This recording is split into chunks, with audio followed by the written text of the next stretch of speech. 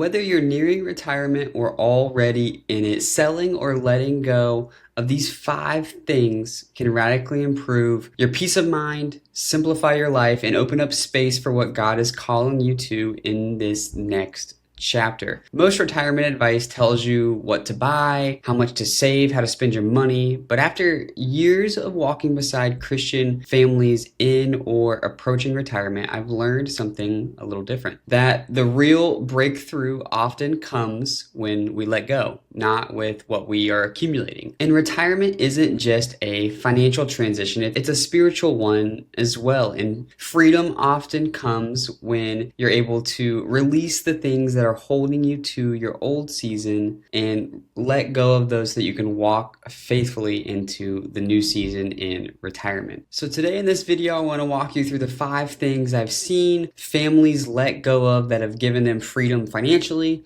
and spiritually walking into retirement, and make sure that you stay tuned to number 5 because that's the last thing that most Christian retirees expect, but one of the ones that is the most liberating actually. First up here on what to let go of that will bring you a lot of freedom is the oversized house. So this is the house that you've grown your family in. For many retirees, this is the house that once served your family really well. You were a growing family, your kids had space, you guys had space, it worked really well, but then quietly over time, it's become too big financially, practically, emotionally, and this is something that my team sees with a lot of the families that we are working with. Even if their home is paid off, there are rising property taxes, there's a lot of emotional and physical burden with keeping a house that big clean and having all of that stuff. There's just some additional baggage there. And it's not necessarily always a bad thing. Some people really love the home that they're in, or they're in a really great location. So this doesn't really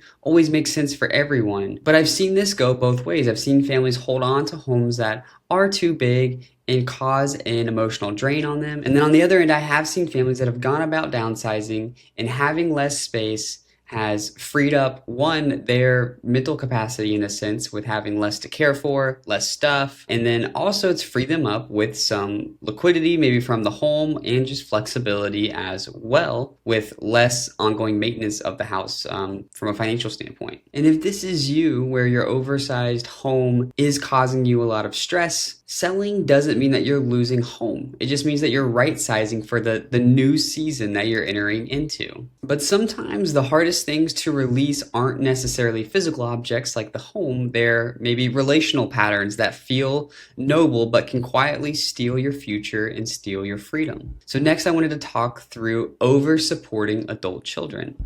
And this is when generosity turns into a sacrifice and actually can turn into bondage for you. As Christian parents, generosity towards your kids is natural, and it's a really great thing. I don't want to come across as this being a bad thing. It's not. It only is when it's taken too far. And in retirement, it can become costly, not just financially, but spiritually and emotionally as well. Your children have decades to recover from financial mistakes, but now you're in retirement, you don't have that time anymore. And helping isn't wrong by any means, but sacrificing your limited healthy years and limited resources, especially when God may be inviting you into a season of rest, into service, into having a new purpose in retirement, that just comes at a cost. And this is where it's interesting because Scripture does call you as the parent to provide for your children. That is true, but it also calls children to honor and care for their aging parents, which means that you don't have to be the safety net forever. And this next one is back to things. It's even a little bit more subtle because it's often something that we once loved, and these are those expensive toys that no longer bring joy. So these are your boats, your RVs, maybe those classic cars, and we've all heard the acronym for boat, just break out another 1,000. These are all things that can bring a lot of joy, even can create memories. And creating those memories are amazing, but again, everything comes at a cost. There's a cost for upkeeping all of these items. These are items that are expensive to purchase, they're expensive to upkeep. And as you know, with a boat or with an RV, if you don't do a good job of upkeeping the maintenance, then they break, and then you have to repair them, and then those are just additional ongoing costs.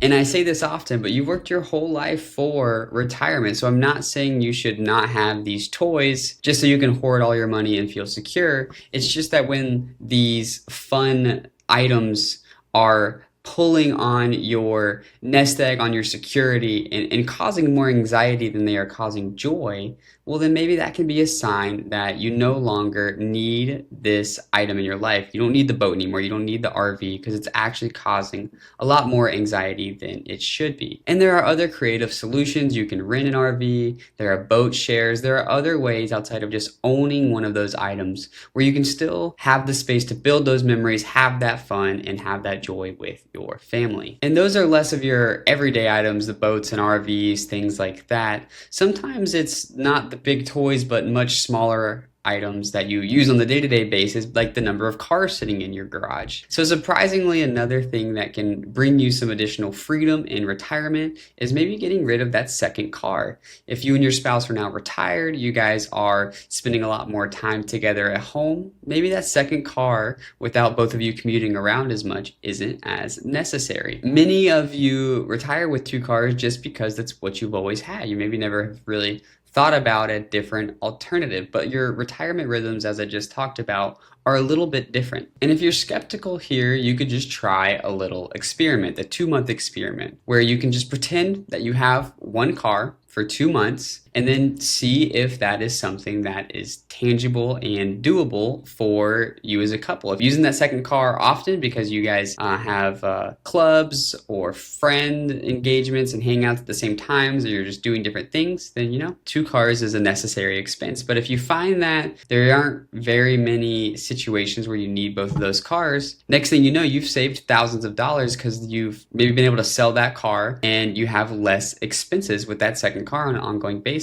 And again, this isn't for everyone, but what I'm wanting to do here is just challenge kind of your thinking with going into retirement. And a lot of the families that I'm working with get fixed into a mindset of the way we've done things is the way we will just continue to do things without thinking about, is that actually necessary? And having 2 cars is one of the areas I've seen that happen. Now, this final one, like I alluded to at the beginning of the video, is the deepest. And it's not something you own, it's something that can own you in a sense, and that is your identity. A lot of you have had your identity wrapped around what you do for work. And this can be one of the most important things for you to release. Like I've said in this video, retirement isn't just a financial transition, it's a spiritual transition as well. And one of the ways that plays out is with who you are at your core, what your identity is.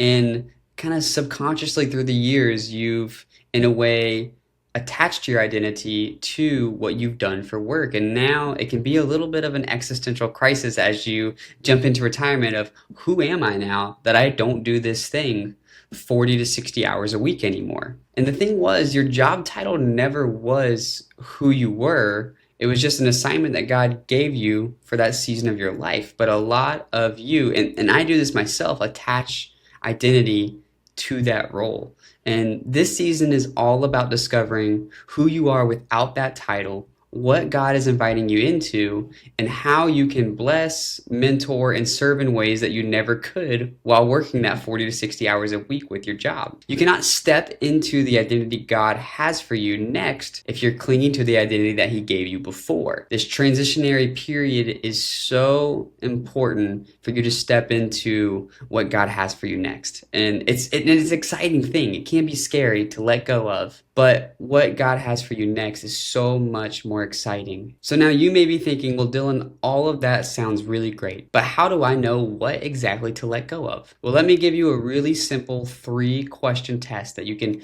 ask yourself on the various aspects of your life where you're thinking, could this be a space where I could let go a bit more? First question, does this serve my new life or does it serve my old life? With transitioning into the new season of life, this is such a great question to ask because it causes you just to stop for a second and to think deeply about what is actually necessary for you and important to you. Second question is, what is this really costing me? Not just financially, that's a big part of it, but also your time, your energy, your emotional space. All of us have a limited capacity on what we can handle from time perspective, how much energy we have each day, and how much emotional capacity. So what is this said aspect of my life or said thing really costing me? And then lastly, if I do let this go, what becomes possible? What am I able to take on by letting this go? What freedoms do I have? What further margin is there? Will you have increased joy with letting go of certain thing that's causing anxiety? And what other areas of your life can you find purpose with letting go of the things that served you well in the old season? For those of you out there who are Christians,